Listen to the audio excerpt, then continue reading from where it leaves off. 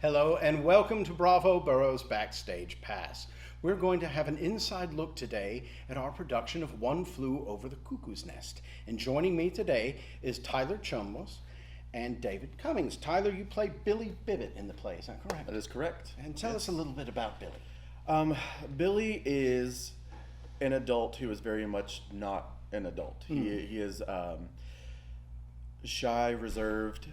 He is very much more childlike in nature than he is as an adult. So he's one of the patients at the hospital. oh, is that absolutely. correct? He is one of the patients at the hospital, yes. Okay. Yes. And David, you play Harding.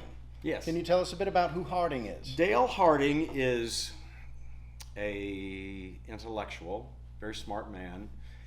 He is what is referred to in the show as the bull goose loony. In other words, he's kind of in the head patient. Or has made himself the head patient, probably because he thinks he's smarter than everybody else. And he's not really insane. He is a voluntary committed patient, as many of them are there. He's just really uncomfortable in his life and has retreated to the safety of the institution. So, Do you find, Tyler, we'll start with you. Do you find any similarities between your character and yourself? This is a very deep question right off the bat, so I'm going to hit it at a very surface level. Hit at it. Yeah, so I think that Billy and I are a lot alike in the fact that we are shy, reserved people who seem to kind of, fall back into safety routines and finds comfort in familiarity. Very much me as a person. I don't think that I am as extreme as Billy is, thankfully. But no, I think that we're pretty similar in those circumstances. And David, how about you as compared to Mr. Harding? well, I'm going to have to say I don't feel like personally I'm a lot like Harding, which is to me has been a little bit of a challenge to me because many of the characters that I've played in many shows over the past are very strong, definite, defined characters. A lot of times they're the bad guy or the villain. I love playing villains because it's so opposite of who I really am. It's deliciously fun to play the evil bad guy. So for Dale, I'm definitely not an intellectual, and I'm not insane. I tell people that I'm nuts. Nuts is a state of mind. Crazy is where you need medication. So I guess I'm not. I consider myself a little bit nuts. It's fun, and that would be the only way I would think I'm similar to Harding himself. And how long have each of you been involved in acting?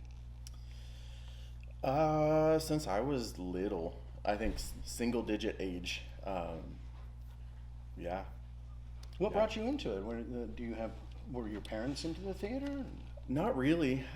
I think I had a few friends who were doing a show back when I lived in North Carolina, and they kind of roped me in.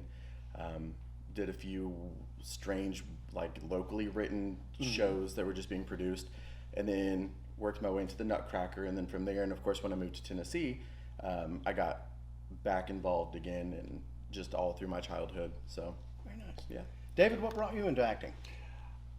The very first time I had an experience performing in front of any type of audience was when I was in the third grade. I'd have to say I'm an only child, so I had a lot of neighborhood friends, but I didn't have brothers and sisters to play with. So I was a little bit introverted and shy, and I wasn't the prettiest child at that age. And so I had the opportunity to be in the third grade play, and that just lit a little fire inside of me. And so, I did a little bit of grammar school up through 8th grade, but I really didn't get a really full taste of being on stage in a play until my freshman year of high school.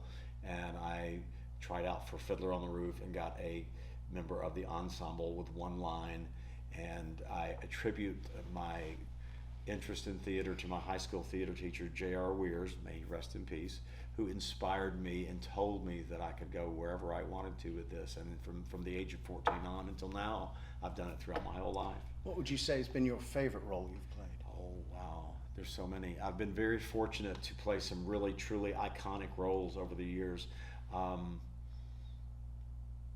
Sweeney Todd, which I've been extremely lucky to play twice. Atticus Finch in To Kill a Mockingbird, I've had been able to do that one twice as well, so I've been really, really fortunate. But I think probably one of the most favorite roles I've done is there's a series of plays called Smoke on the Mountain. It's a gospel music show, and it takes place in the Mount Pleasant Baptist Church, and it's one of those shows where you get to break the fourth wall and interact with the audience. And I was Pastor Mervyn Oglethorpe, the pastor of the Mount Pleasant Baptist Church, and there are 3 shows in that series of shows, because playing with the audience and being able to give and take, because typically you don't acknowledge the audience or let them know they're there, but when you get to be in a show where you can interact with the audience, it just makes it extra fun. Tyler, how about you?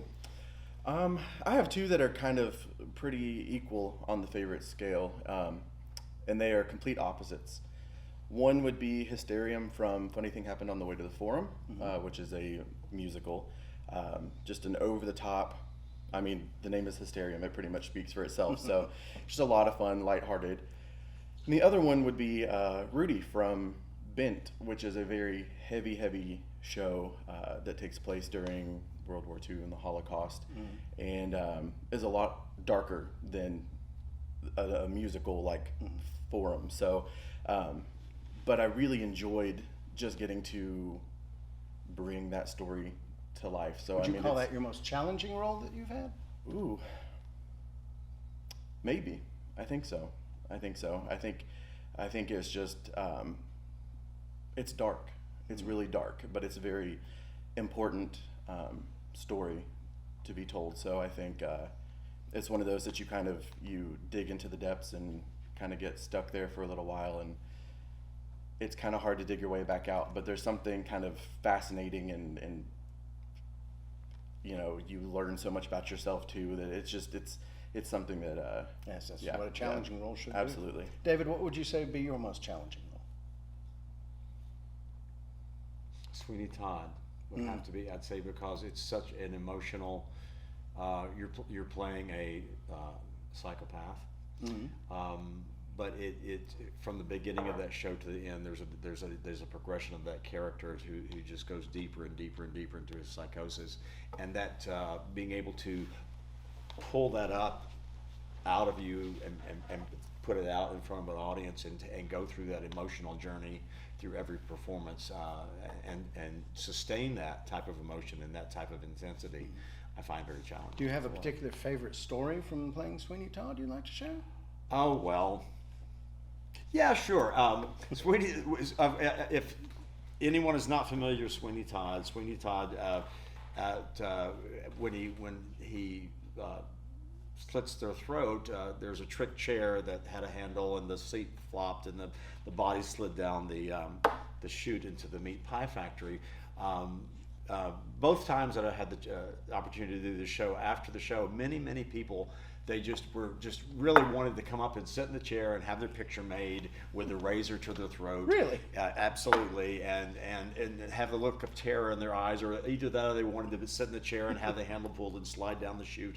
One of my, I work in an assisted living facility, and many times the residents would come see me, and one of my favorite residents, in her early 90s, just absolutely wanted to climb the stairs, sit in the chair, and have me put the razor to her throat. And instead of having that look of terror in her eyes, she had the most gleeful expression that I've ever seen in my life. And I have a picture of that on my refrigerator at home with my razor to her throat and her looking like she's the happiest woman on the planet. Tyler, tell us a bit about how your acting career has progressed, and have things gone the way you would hope they would? No. I think that when I was younger, teenage years, I took Theater for me was a way of life. It was more than just a hobby, and I think I thought that I was going to do something with that, which is a perfectly acceptable mindset. But as I got older and priorities shifted, no, and I'm very okay with that. But no, definitely not. So What's in the future for you? What's next for Tyler? Ooh, I don't know. The future is open, but You're going to continue? yeah, I assume. yeah. It's a yeah. Good. I really yes. David, do you I have will, any immediate future plans? Not as far as acting is concerned. After this show, nothing immediate. I just have to see which way the wind blows. But inevitably, something will come up on the horizon, and I look forward to that. Well, we certainly look forward to seeing both of you in One Flew Over the Cuckoo's Nest. Thank you for joining me this evening. Thank you so much. Good to see you. You as well. Be sure to get your tickets for One Flew Over the Cuckoo's Nest at bravoborough.com. The show opens Friday, April 22nd and closes May 1st. Friday and Saturday shows begin at 7 o'clock in the evening, Sunday matinees at 2. We'll see you at the show.